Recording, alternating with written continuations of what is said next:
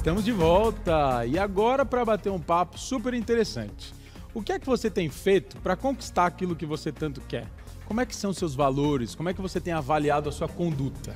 Hoje a gente está recebendo aqui no nosso programa o escritor Luiz Fernando Lucas, ele que escreveu o livro A Era da Integridade. Tudo bem, Luiz? Seja bem-vindo ao nosso programa. Muito obrigado, Bruno. Prazer estar aqui, todos estão nos assistindo. Uma honra. É um prazer para a gente poder recebê-lo e tratar de um tema que é tão importante que às vezes acaba ficando de lado aí na nossa vida, né? Exato. É interessante que esse tema ele faz parte da... Todo pai, mãe ou quem cuida de criança quer transmitir, né, valores para os filhos, quer transmitir, ensinar os filhos a não mentirem, a serem pessoas honestas.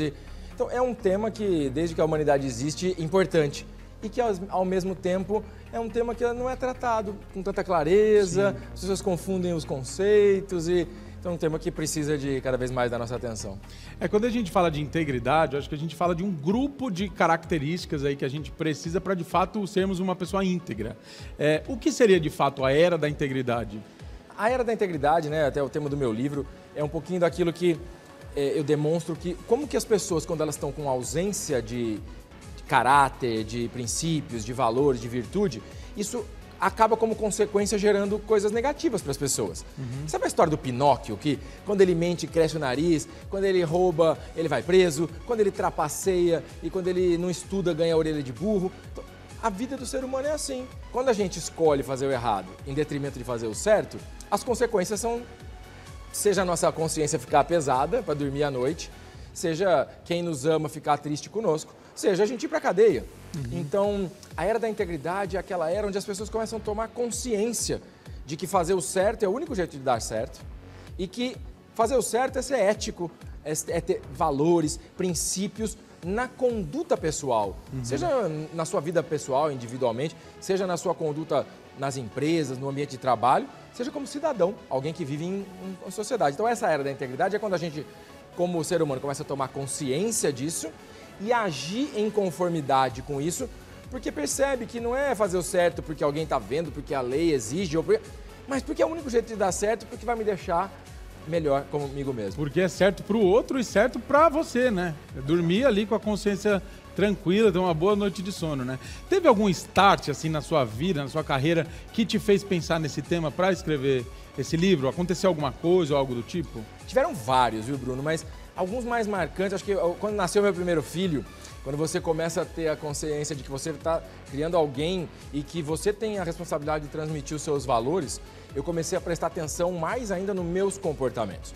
Eu comecei a ver assim, poxa, se eu contar uma pequena mentira que a sociedade aceita, por exemplo, eu não posso falar com você no telefone agora e eu posso, ou, eu estou atrasado porque eu transo, mas na verdade eu me atrasei. Como é que meu filho veria isso se ele estivesse escutando essa pequena mentira? Então, esse pensamento começou a me levar a querer corrigir a minha própria conduta, a buscar a minha autocorreção, que é um dos primeiros itens que eu coloco no meu livro, no caminho da integridade, né? Que é a autoobservação. Então, esse foi uma coisa muito impactante. O outro foi a leitura de um livro, né? Eu tive um mentor, o filósofo Stefano Dana, ele tem um livro chamado A Escola dos Deuses e um outro chamado Um Sonho para o Mundo, e que a leitura desses livros me despertou de que existia uma forma de buscar mais paz, felicidade, abundância, tranquilidade na minha vida através das minhas atitudes, do meu autoconhecimento, e eu passei a transformar a minha vida em busca de mais integridade. E isso me levou a estudar o assunto, estudar da filosofia à ciência, à matemática, ao comportamento social, psicológico das pessoas, e ver como que eu aplicava isso para mim. E aplicar para mim começou a dar certo. Minha vida começou a melhorar. Eu comecei a ficar muito melhor como ser humano. E aí acabou, como eu comecei a fazer palestras, comecei a fazer mentoria para alguns líderes e escrevi um livro, virou best-seller. Então é uma consequência, assim. Que legal. A gente percebe que essa preocupação às vezes precisa partir da gente, né? Como é que eu melhoro a minha conduta? Como é que eu me torno uma pessoa de valor? Mas você falou uma coisa interessante sobre empresa e como é que eu me comporto no meu trabalho, né? Quando ninguém está vendo. Você acha que as empresas, elas têm essa preocupação em, de repente, cuidar da integridade do profissional? Cada vez mais. Era uma coisa que há algumas décadas não era muito a prática principal. Haja visto que a gente viu muitos escândalos, né, ao longo da história aí, empresarial, em outros países, aqui no Brasil mesmo.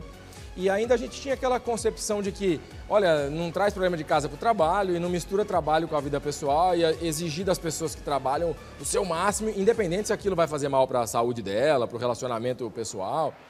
E hoje, o resultado disso foram escândalos, crises e problemas nas empresas, seja de corrupção, seja de abuso de poder, seja de enganar o consumidor com produtos que não eram verdadeiros, seja burnout nos funcionários, seja desrespeitar o meio ambiente, desrespeitar as pessoas com trabalho semi-escravo, por exemplo.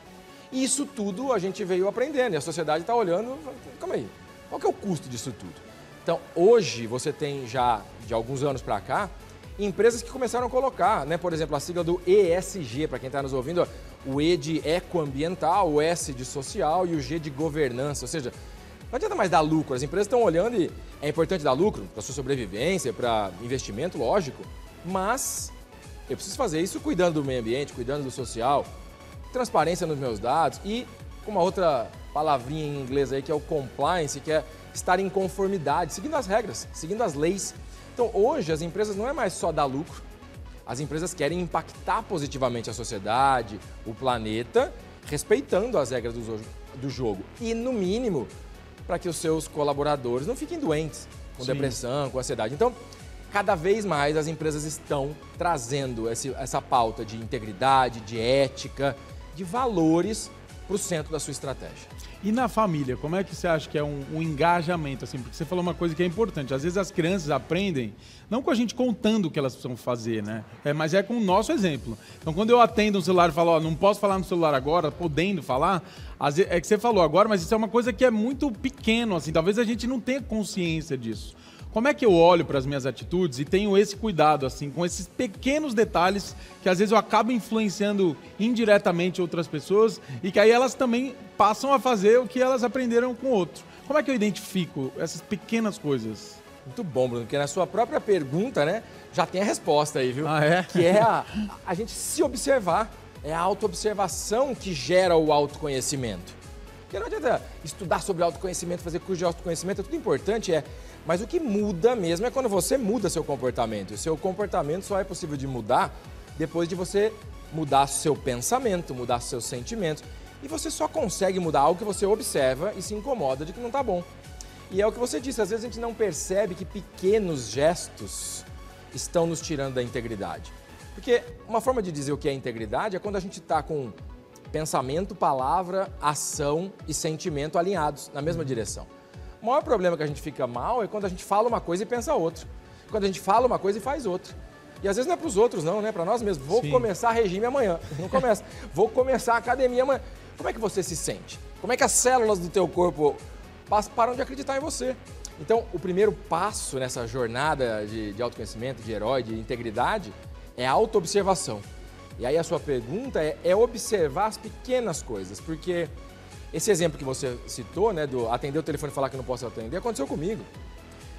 É uma mentirinha aceitável, mas é uma mentira. Como é que você vai se sentir, né? Como é que seu filho vai ver você? Como é que sua mãe vai ver você? Então, aquele lápis que rouba do coleguinha na escola é o primeiro passo para depois fazer um grande escândalo de corrupção, quando tiver a oportunidade e o poder. Então, eu não acredito naquela expressão que a ocasião faz o ladrão. Eu acredito que o ladrão encontra a ocasião. Então, a gente quer fazer o que é certo, por exemplo, não roubar para não ser preso, ou a gente não quer roubar porque a gente não quer ser um criminoso, não quer ser ladrão. Então, como que eu posso me corrigir em casa? É observando as pequenas coisas. É essa atitude de não mentir para si próprio, não falar pequenas coisas que são aceitáveis, mas que no fim do dia vão causando rupturas nos seus próprios valores, naquilo que você acredita e que você gostaria de passar para outras gerações e para você mesmo. Então, pequenos detalhes. Eu falei isso porque uma vez eu estava conversando com um amigo que ele não gosta de passar no farol vermelho de jeito nenhum. Mas às vezes, sei lá, você está na madrugada, parou no farol ali e não tem carro nenhum passando, você está preocupado, aí você passa no farol vermelho porque não tem ninguém te vendo ali, nenhum radar, mas depois isso te acusa, fala, nossa, fiz errado, não tinha que passar no farol vermelho, Deus o livre acontecesse alguma coisa. Mas nesse caso, por exemplo, que você está pensando em se proteger naquele momento, você não está ferindo a integridade de ninguém, como é que eu crio essa consciência?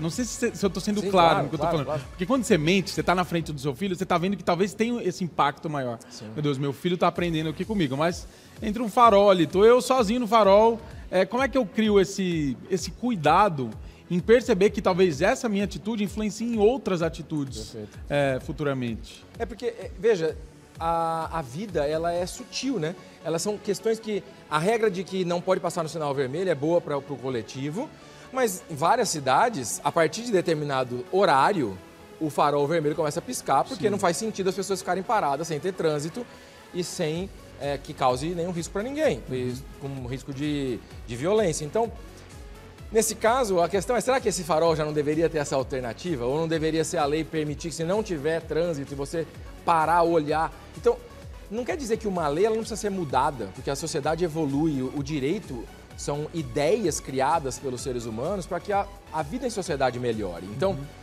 essa colocação, existe um livro chamado Alma e Moral, de um rabino famoso, né?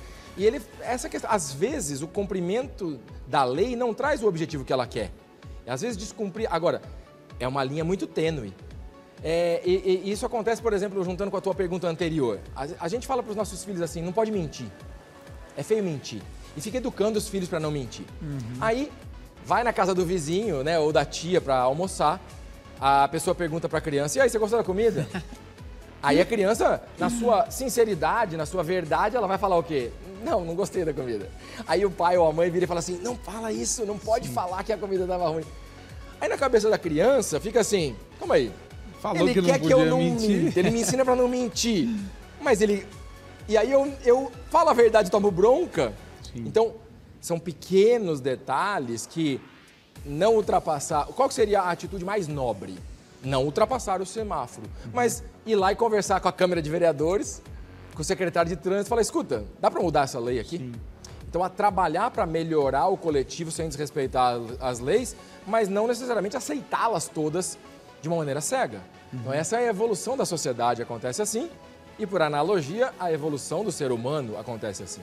E se você estiver convicto de que a sua atitude não causou nenhum mal para você, para nenhum outro semelhante, para nenhum animal, para nada no planeta, o que você está fazendo é o certo. O que não dá é se auto-enganar. Achar que o que está fazendo é certo, mas aquilo está danificando, seja o planeta, um animal, o meio ambiente ou especialmente os nossos semelhantes. Né? Então... Você acha que esse processo dessa mudança, porque é um processo, né? Às vezes essas pequenas coisas a gente não tem consciência. E agora, a galera que está assistindo a gente aí em casa está pensando, nossa, realmente, eu falo que eu não posso falar no telefone, ou eu falo que eu não estava em casa quando foram chamar, ainda pede pro filho, né? Fala, atende lá, fala que eu não estou em casa. Essa galera que está assistindo e que quer colocar a mão na consciência para começar nessas pequenas mudanças, né, de hábitos, você acha que esse processo é um processo demorado, que precisa de um acompanhamento mesmo, sei lá, até terapêutico? Ou você acha que isso é uma coisa que as pessoas dão conta de fazer por conta própria? Bruno, eu diria que as duas coisas. A integridade é o caminho do meio, sabe? Não é nenhum extremo. Não é nem direita nem esquerda, nem masculino e feminino, nem certo e errado. É a soma disso tudo. Então, ela pode demorar o tempo que você quiser. Porque se a gente for ficar brigando contra, vai demorar infinitamente. Agora, se eu tomar a decisão consciente de que quero fazer certo, imediatamente. Aconteceu um fato comigo com meu filho uma vez, ele era pequenininho, não queria comer, e eu levei ele pro quarto para ele pensar, né? Eu e a mãe dele, a gente sempre dava para meditar, nunca castigo. E aí ele falou assim, pai, mas quanto tempo vai demorar o castigo? Eu falei, não é castigo, é para você meditar a respeito. E aí ele me falou assim, mas quanto tempo eu vou ter que ficar aqui? E na hora me veio um estalo, e eu falei assim para ele, filho, quanto você quiser. Aí ele me olhou e falou assim, mas como assim? Eu falei, olha, o castigo consciente demora o tempo que você quiser. Quer sair dele agora? Ele falou, mas como? Eu falei, vem cá e vamos comer. Então, preciso de ajuda, auxílio, mentores, terapeutas, estudo? Sempre auxilia. Mas é sempre uma decisão consciente que começa com a autoobservação. Fazer o certo, buscar atitudes éticas e buscar a integridade é uma decisão consciente que é uma jornada de herói. Vai ter perrengue, vai ter dificuldade, vai ter hora que você não vai lidar bem com algumas coisas que você decidiu achando que era melhor e não era. Vai ter hora que você vai se arrepender, ficar com remorso. A questão é olhar para tudo isso com aprendizado, com a lente do aprendiz eterno, como os filósofos antigos faziam, e se perguntando, O que eu tenho para aprender com esse meu erro e fazendo do erro professor, aliado para a evolução. E aí, ele pode ser muito rápido, porque se eu aprender com cada erro e não repetir mais aquele aprendizado, aquele erro, a minha evolução é exponencial, seja como indivíduo, seja como sociedade, seja como grupo numa empresa. Então, Bruno, a partir do momento que a gente toma a decisão de querer ser um ser humano melhor, esse acelerar dessa jornada de herói, que passa por ego e consciência, que passa por se integrar com o todo e não se sentir a parte ou parte de tudo, mas se sentir o todo e parte desse todo, ele transforma muito a vida das pessoas.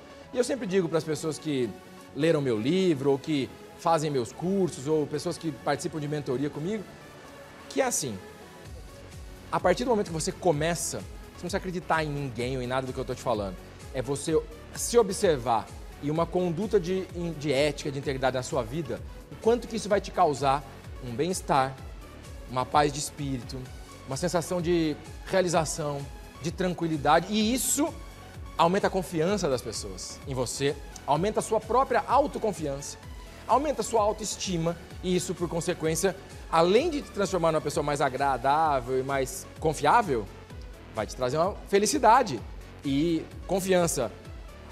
Ser agradável, estar fazendo o que é certo, atrai convites de negócio, convite de empregos, trabalhos. Você vai ficar mais próspero, mais abundante. Então, não tem nada que fica pior. E quando a gente começa a exercitar isso na nossa vida, é um caminho sem volta. Só tem como melhorar, né? Só tem como melhorar. É por isso que a era da integridade é a era onde a gente toma a decisão consciente de fazer o que é certo, não porque alguém está olhando ou porque tem uma lei, mas porque isso vai me causar um bem-estar evidente. Sim. E todo mundo ao nosso entorno começa a perceber o que você está fazendo que você está melhor, o que você está fazendo que você está bem. E sim, o que eu estou fazendo? Sendo íntegro nas minhas decisões, nas minhas falas, nos meus pensamentos e buscando o meu caminho da integridade. É isso. Quando a gente, acho que fala de integridade, acho que a gente fala de uma construção do que a vida fez com a gente, né? E de quem a gente se transformou, né, depois disso. E pensando nisso, como é que, por exemplo, a gente está falando da nossa autoanálise, né? Mas, de repente, você percebe que o seu filho, por exemplo, teve uma atitude em casa que talvez não tenha sido com vocês que ele aprendeu. Como é que eu cuido dessa questão com... Eu não sei se você aborda algum tema específico com esse relacionamento entre adulto e criança, como é que vocês abordam isso. Mas quando eu identifico que o meu filho está tendo uma atitude que não foi em casa, que é o que você falou, você tomou cuidado ali, não é com você que ele aprendeu essa coisa de mentir que não podia atender. Como é que eu cuido disso com essa criança, respeitando o que ela sente ou o que ela pensa, de uma maneira cuidadosa mesmo?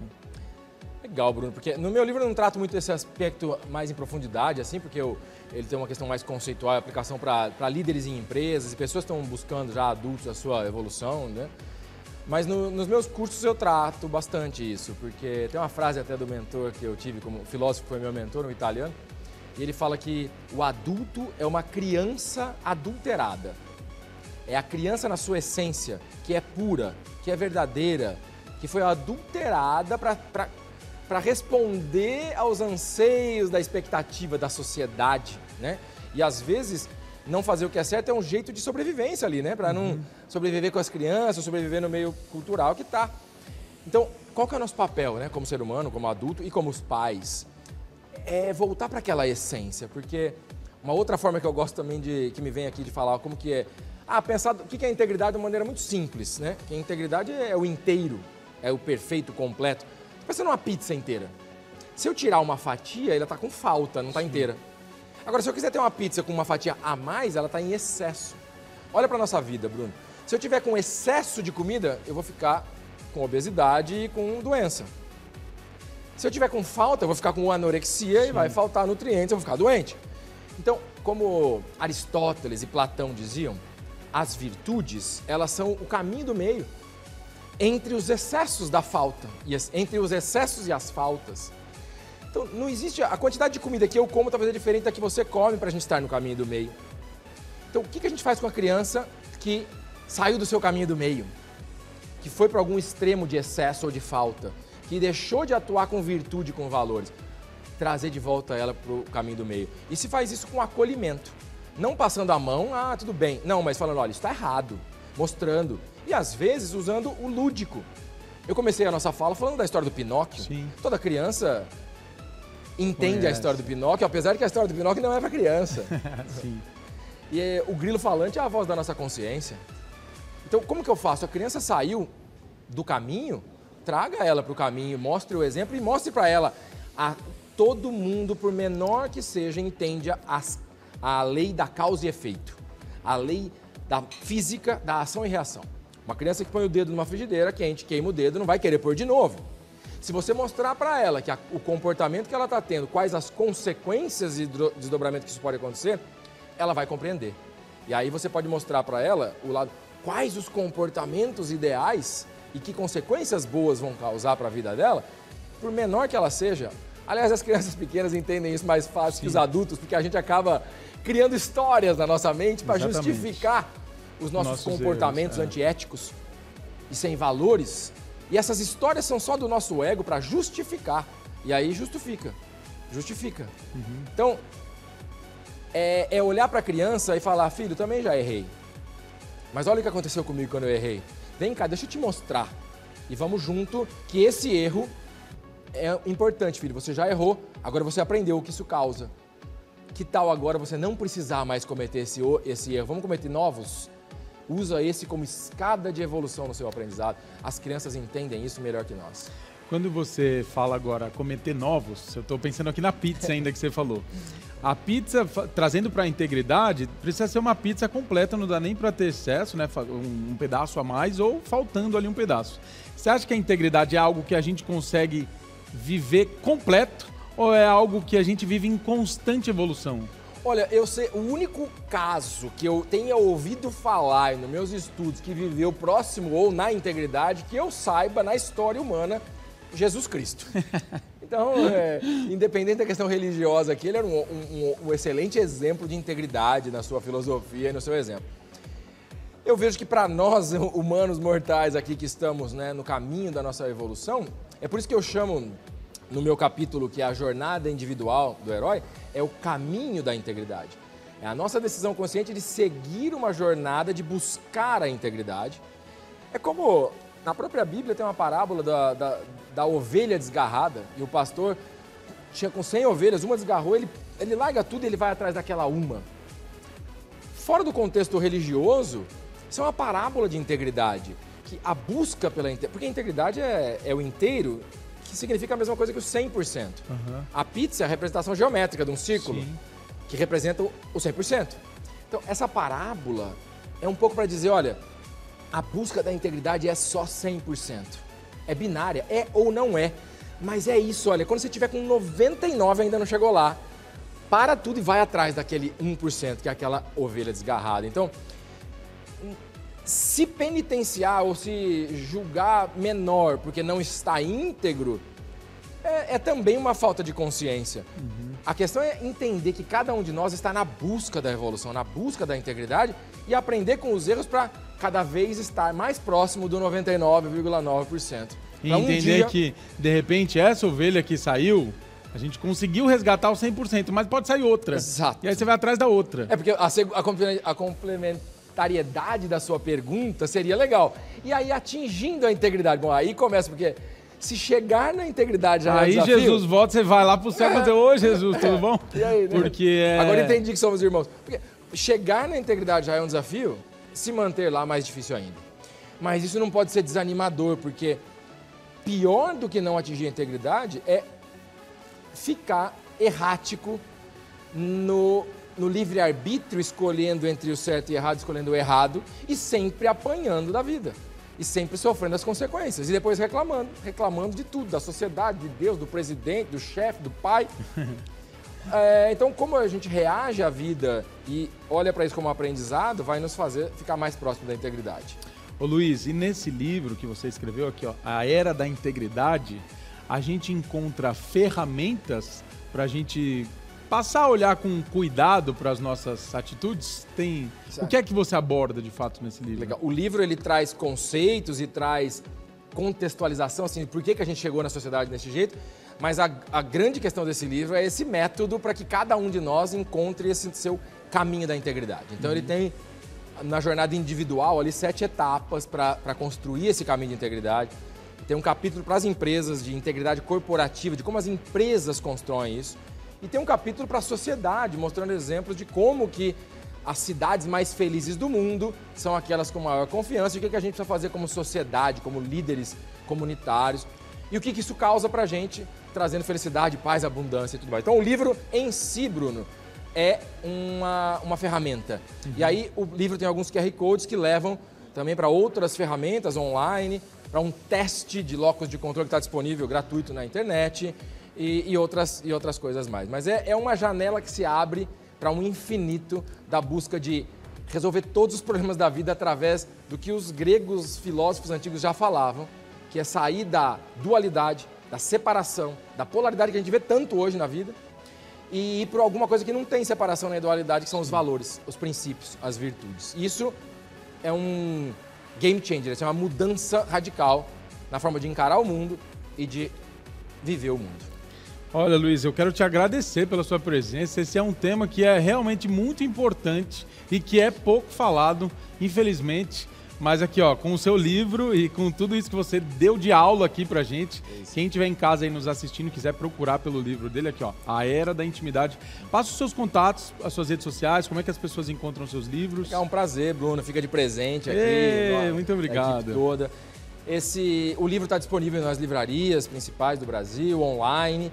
E além disso, o meu nome, né, Luiz Fernando Lucas com Z, me encontra em todas as redes sociais, nos canais de vídeo, nas redes de negócio, nas redes sociais. E lá, através do meu site também, fernandolucas.com.br, tem bastante material gratuito, aulas, conteúdo, textos. E no site também Escola da Integridade, é possível fazer alguns cursos e fazer alguns testes, algumas ferramentas que tem no livro. Então fica o convite para você não só me seguir, mas interagir, participar e aproveitar de alguns conteúdos, cursos e oportunidades que tem lá nessas redes e sites que eu deixei aqui com vocês. Uma honra estar aqui, você que está em casa ou em algum lugar me assistindo, gratidão e oportunidade em poder trocar e levar um pouquinho mais de algo que para mim é muito importante, a gente ancorar integridade, especialmente nesse país que a gente ainda vive muita gente achando que a lei de Gerson e que levar vantagem tem alguma consequência positiva, e enquanto isso a gente continua patinando na evolução, e aqueles que já perceberam que não tem outra alternativa a não ser fazer o certo, são aqueles que estão prosperando, dormindo tranquilo e construindo essa era da integridade. Então eu espero que você, entre o certo e errado, chegue à conclusão de que só fazendo o certo é que pode dar certo. É que dá certo, é isso mesmo. Muito obrigado mais uma vez. Pela oportunidade. Sucesso, ó, você que está em casa, colocou a mão na consciência e acha que dá para melhorar alguma coisa, procura o Luiz nas redes sociais, vai atrás do livro dele para ler. Eu tenho certeza que aqui terão ferramentas que podem te ajudar aí a se tornar cada dia melhor.